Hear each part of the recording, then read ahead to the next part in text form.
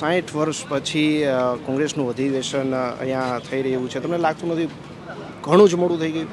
ના, એ તો દર વર્ષે અલગ અલગ સ્ટેટમાં અધિવેશન થતું હોય છે અને અધિવેશન થાય કે ન થાય, મહત્ત્વનું એ છે કે રૂડ ઉપર ઉતરીને લોકોના સવાલોને વાચા આપી, લોકોના પ્રાણ પ્રશ્નો ઉપાડવા, મીડિયા સમક્ષ વિધાનસભામાં રોડ ઉપર થોડો ઇન્કલાબ કરવો, થોડી ક્રાંતિની ભાવના તમારી આંખોમાં જનતાને દેખાવી જોઈએ.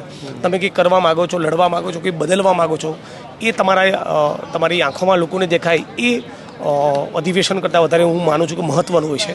અધિવેશનનું એક સિગ્નિફિકન્સ છે જ, પણ અધિવેશનની સાથોસાથ કોંગ્રેસ પાર્ટી આખી રોડ પર ઉતરશે એની મને ખાસ ઉમ્મીદ છે, અપેક્ષા છે.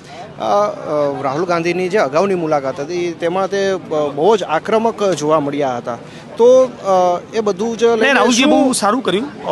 અમે લોકો પત્રકાર મિત્રો સાથે કેમેરા બંધ કરાવીને ઓફ ધી રેકોર્ડ જો બોલતા હતા એ બધું રાહુલજી ઓન ધ રેકોર્ડ કહી દીધું. રાઈટ, એટલે એમના હૃદયમાં જે હતું એમના હોઠ ઉપર આવી ગયું અને બહુ સારું થયું.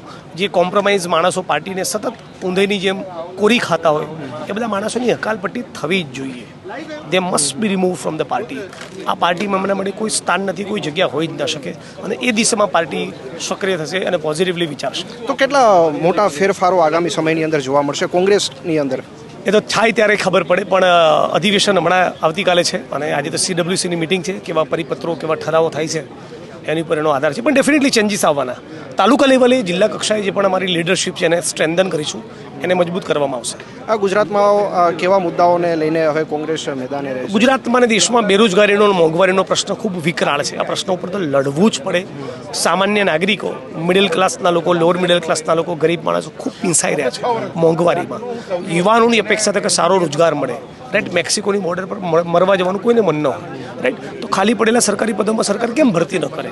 72,000 કરોડનું ડ્રગ્સ તો ખાલી આપણા કોસ્ટ લાઇનમાં, રાઈટ, ત્યાંથી પકડાયું. તો આવું આપણું ગુજરાત ન હોઈ શકે ને. રવિશંકર મહારાજ, ઇન્દુલાલ યાજ્ઞિકનું ગુજરાત આવું હોય? આટલું ડ્રગ્સ પકડાય, આટલી બધી નકલી કચેરી, PSI નકલી, DYSP નકલી, ED CBI ઇન્કમટેક્સનો અધિકારી નકલી, ટોલ નાકું નકલી, માતાજીનો મંદિરનો પ્રસાદ નકલી, જજ નકલી, અદાલત નકલી, મેં વિધાનસભાના ફ્લોર પર ખુલાસો કર્યો, જેલ નકલી. આ કેવું ગુજરાત છે? આ કેવું શાસન? આ કેવું ગવર્નન્સ?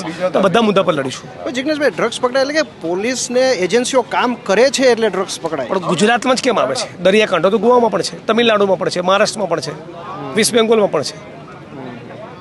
ગુજરાતે શું લાલ જાજમ પાથરી છે? કેમ ગુજરાતની બોર્ડર સુરક્ષિત નથી કે બોર્ડર વટાવીને આટલું ડ્રગ્સ ગુજરાતમાં પ્રવેશી રહ્યું છે? કેમ ગુજરાતની સરકાર એને નાથવામાં ફેલ છે? માનનીય નરેન્દ્રભાઈની સરકાર હતી, વિજયભાઈની સરકાર હતી, આનંદીબેનની સરકાર હતી, ત્યારે તો આટલું ડ્રગ્સ નહોતું, ત્યારે આટલા એક્ઝામ્સના પેપર લીક ન થયા, ત્યારે આટલી નકલી કચેરી નહોતી. તો આ ભૂપેન્દ્રભાઈના શાસનની ભેટ છે, તો એમણે એમનો જવાબ આપવો જોઈએ.